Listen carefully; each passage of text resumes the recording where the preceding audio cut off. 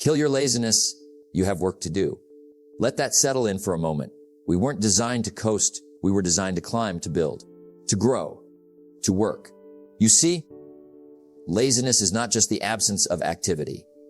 It's the slow death of potential. It's not just about doing nothing. It's about becoming nothing. And here's the truth. You cannot hire someone to do your push-ups for you. No one's coming to save you. No one's going to chase your dreams for you. That's your job. And the clock is ticking. Laziness is sneaky. It shows up wearing comfort. It sounds like, I'll do it tomorrow. It looks like scrolling. It feels like waiting for motivation to arrive. But let me tell you something I learned early on. Discipline is the bridge between goals and accomplishment. Not inspiration, not feelings, not convenience. Discipline. Because if you don't discipline yourself, someone else will. And if you don't kill your laziness, it will kill your ambition. Now, I know it's not easy. You get tired. You get discouraged. You want to rest. Rest if you must. But don't you dare quit. Don't you dare settle. Don't you dare let laziness take the wheel of your life. Your dreams are counting on you. Your future self is watching. And the world doesn't need another excuse. It needs your gift, your effort, your energy. We must all suffer one of two pains. The pain of discipline or the pain of regret. The difference. Discipline weighs ounces. Regret weighs tons. So I'm here to tell you today, it's time to wake up. It's time to get up. And it's time to get to work. Because you have work to do. Let's begin laziness. Now that's a powerful word. And not in a good way. You see, laziness doesn't scream, it whispers. It says, just 5 more minutes. It says, you've got time. It says, you can do it tomorrow. But here's the truth. Tomorrow is the favorite day of the lazy. Laziness may feel comfortable now, but it's quietly stealing your future. I used to think the cost of laziness was just lost time. But it's much more than that. It costs you dreams. It costs you confidence. It costs you the joy of progress, the pride of discipline, and the life you could have had. Now let me tell you something I've learned from experience. The pain of discipline weighs ounces. The pain of regret weighs tons. And laziness, it builds regret, one lazy day at a time. You don't notice it at first. You skip the workout. You delay the call. You put off the reading. And what happens? Nothing. And that's the danger. You think you got away with it. But what you really did is plant a seed of an action. And that seed, it grows roots. It turns into a habit. And soon enough, you're not just skipping a task, you're skipping a life. Now some people say, Jim, I'm just tired. Well, of course you're tired. But tired is not the same as lazy. Tired says, I've worked hard and I need rest. Laziness says, I haven't done anything and I still want rest. A one is earned. The other is an escape. Let me ask you a question. How many opportunities have you missed because of laziness? How many connections weren't made? How many skills went undeveloped? How many days did you trade for nothing but distraction? Laziness is expensive. It costs you your momentum. It drains your self-respect. And worst of all, it makes you forget what you're capable of. Now let me offer you this thought. We are all self-made, but only the successful will admit it. Laziness is also self-made. It's built one decision at a time. And if you can build laziness, you can unbuild it. You can reverse it. You can say, no more. Now that's how change begins, not with a loud declaration, but with a quiet decision. A decision to get serious, to stop negotiating with laziness, to take back your mornings, to take back your time. Because let me remind you, discipline is not punishment. It's a gift you give to your future self. And if you don't pay the price of discipline today, you'll pay the price of regret tomorrow. So how do we recognize laziness when it shows up? It looks like comfort. It sounds like justification. It feels like harmless delay. But don't be fooled. Laziness doesn't want what's best for you. It wants what's easy for now. It doesn't care about your goals. It doesn't care about your potential. It wants to keep you average, keep you behind, keep you stuck. But here's the good news: you can kill laziness. How? Start small. Start with something you've been avoiding. Do it now, not later, not tomorrow. Prove to yourself that you're in charge, not your feelings, not your fears, and certainly not your laziness. You have goals to reach. You have talents to use. You have work to do. And the world is waiting for what only you can bring. So don't delay. Don't sleep on your greatness. Don't let laziness steal one more ounce of your destiny. Success is not so much a matter of intelligence. It's a matter of inspiration and discipline. And the best part, discipline compounds. One good decision becomes 2. 2 becomes 10. 10 becomes a new lifestyle. And laziness, it doesn't stand a chance against that kind of momentum. So today decide. Decide to recognize laziness not as a small thing, but as the thief it is. The thief of dreams. The thief of progress. And once you see it clearly, you'll never let it stay. Because you know what's at stake. And more importantly, you know who you're becoming. Let me give you a phrase that changed my life. For things to change, you have to change. For things to get better, you have to get better.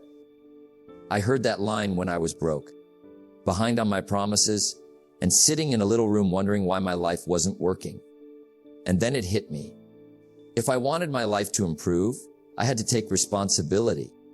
I had to stop waiting for luck and start working on me. Now hear me closely. You don't get serious when things are easy. You get serious when you finally get tired of your own excuses. It's the moment when you say, I've had enough. No more blaming. I've got work to do. Most people don't fail because they're not capable. They fail because they never decide to get serious. They dabble, they try, they experiment, but they never commit. I used to be that way. I told myself, I'll try harder next week. I'll get up earlier next month. I'll start reading when I have more time. But do you know what I found? If you don't change, nothing else will. Your income won't change. Your habits won't change. Your future won't change. Not until you do.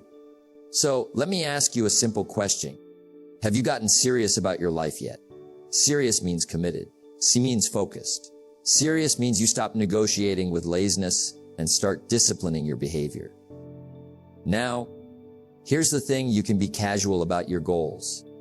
You can be casual about your habits. You can be casual about your health, your finances, your relationships. But if you're casual about your life, you'll end up a casualty. It's not punishment. It's the law of cause and effect. If you plant weeds, you don't get flowers. If you put in nothing, you get nothing back. And if you keep putting it off, the world will keep passing you by. Now, I'm not trying to scare you. I'm trying to wake you up. Because the moment you get serious, things start to shift. You sit up straighter. You speak with clarity. You move with purpose. You start saying things like, I don't have time to waste. I've got goals to reach. I've got responsibilities now. To myself, to my family, to my dreams. And you know what? That seriousness becomes your superpower. Because most people are drifting. They're wandering. They're scrolling. They're waiting for some miracle to come knock on their door. But miracles don't come to the lazy. They come to the serious. To the ones who wake up early, who make a plan, who push past comfort. To those who say, this year is mine, not by chance, but by choice. Let me tell you something I learned from my mentor, Mr. Schaff. Don't just be busy. Be effective. Don't just move. Progress. And progress only comes when you take your life personally, not casually, personally. You have to look in the mirror and say, I am the problem. And then smile it, because that means you are also the solution. And I'll tell you this, when you get serious, people start noticing. Your energy changes. Your discipline becomes visible. Your consistency starts speaking louder than your words ever could. People will start to ask, what happened to you? And you'll say, I decided to stop wasting time. I decided to stop lying to myself. I got serious. Serious people don't beg for opportunity. They prepare for it. They don't wait to feel motivated. They act until motivation catches up. You know what else happens when you get serious? You stop hanging around the lazy because their comfort makes you uncomfortable. You start looking for people who are growing, who are reaching, who challenge you to raise your game. And suddenly, the old version of you doesn't fit anymore. You've outgrown procrastination. You've outgrown small thinking. You've outgrown your own excuses because you've changed. And now everything else will. Don't wish it were easier.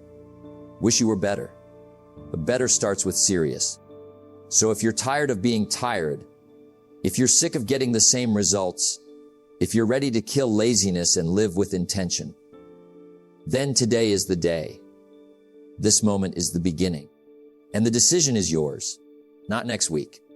Not when it's convenient. Right now. Because when you change, everything changes. Let me share something with you that might just change the direction of your life. If you follow a crowd long enough, you'll usually end up at the exit. Now think about that. Most people spend their lives walking in the footprints of others. They copy, they imitate, they follow. But very few create. They don't stop to ask, is this path even right for me? They just walk it because everyone else is walking it. But here's what I learned. If you want to live an exceptional life, you can't do what ordinary people do. You've got to think different, act different, move different. You've got to find your own rhythm. You see, I grew up watching others. I tried to walk like them, talk like them, think like them. And for a while it felt safe. But here's the danger in that. When you live someone else's way, you get someone else's life. And that's not success. That's imitation. That's comfort disguised as direction. Let me say it straight. Don't just follow someone else's routine. Build your own. Because what works for them may not work for you. What fires them up might leave you empty. What leads them to greatness might lead you to burnout. You've got to stop and ask, what do I want? What am I good at? What's the life that I was built for? And that's when your life begins to open up. You start creating. You stop following. You start leading. You don't need to abandon learning from others. No, of course not. But learn, then personalize, adapt, tailor, shape it to fit you. You see, the great ones, they don't walk in other people's shoes. They build their own shoes and then walk paths no one else dares to walk. Success is not something you pursue. It's something you attract by the person you become.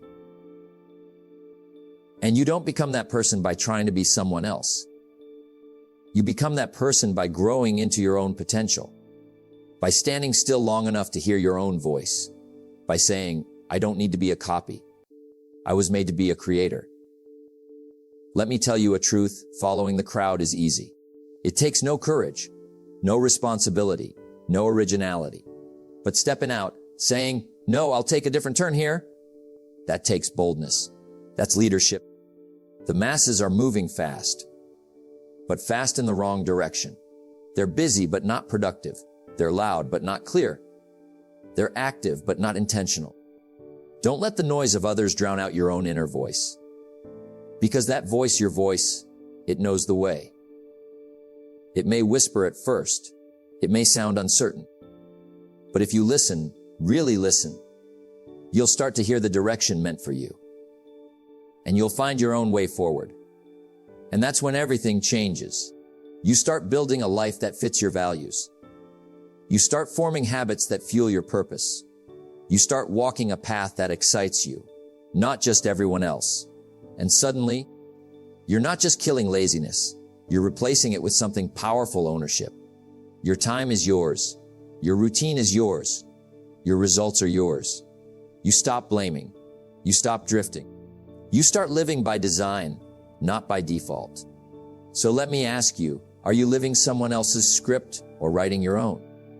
Are you walking a path just because it's paved, or carving a trail because it's yours? You weren't born to be average. You weren't built to be a shadow. You were made to create, to lead, to rise. But you can't do that if you're always watching someone else's steps. So today, I challenge you. Look at your routines. Look at your habits. Look at your values. Ask yourself, Do they belong to me, or did I borrow them? And if the answer is borrowed, give them back. Then go build something original. Because your life deserves more than imitation. Your future deserves creation.